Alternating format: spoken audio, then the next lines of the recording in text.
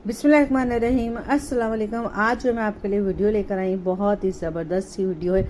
आजकल बहुत ज़्यादा ये हो गया कि फ्रूट्स वेजिटेबल्स कच्ची खाई जाती है और कुछ पका के खाई जाती हैं। पर कच्ची आजकल ज़्यादा खाई जाती है, नाश्ते में भी खाई जाती है, दोपहर में भी खाई जाती है और रात को भी खाई जाती है। और डॉक्टर्स बहुत ज़्यादा ज़ोर दे रहे हैं कि अगर आपको अपनी सेहत बनानी है तो आप कच्ची सब्जियाँ और फ्रूट्स खाएँ ताकि आपको ताकत मिले। यानी आप जो भी खाना खाएँ साथ में रोज़ाना की बुनियाद पर सब्जियाँ और फ्रूट्स अपने खाने में ज़रूर शामिल करें।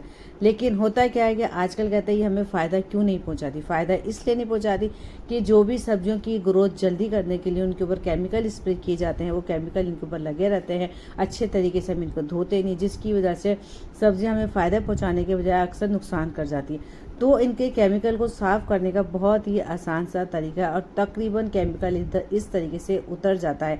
तमाम की तमाम सब्जियों को आप जब बाज़ार से लाए, जब आपके पास टाइम, ये नहीं कि साथ के साथ सारी सब्जियों में आप कर जाए। 2-3 सब्जियां जो फ्रूट्स आपको फौरी चाहिए, हाथ के हाथ सब्जियों को एक एक करके पानी में भिगोएं और 1 चमचा नमक, जो भी नमक आप इस्तेमाल करते हैं अपने घर में, वो नमक उसके अंदर डाल दें और 1 घंटे के लिए उसको अच्छे तरीके से डुबो के पानी में रख दें। और अगर सब्ज़ी या फ्रूट्स ऊपर आ रहे हैं तो आप क्या करें, उसके ऊपर एक प्लेट रख दें और हल्का सा कोई वज़न रख दें कि जिससे आपकी सब्जियां वगैरह तक के ख़राब भी ना हो और अच्छे तरीके से पानी में डूबे रहे।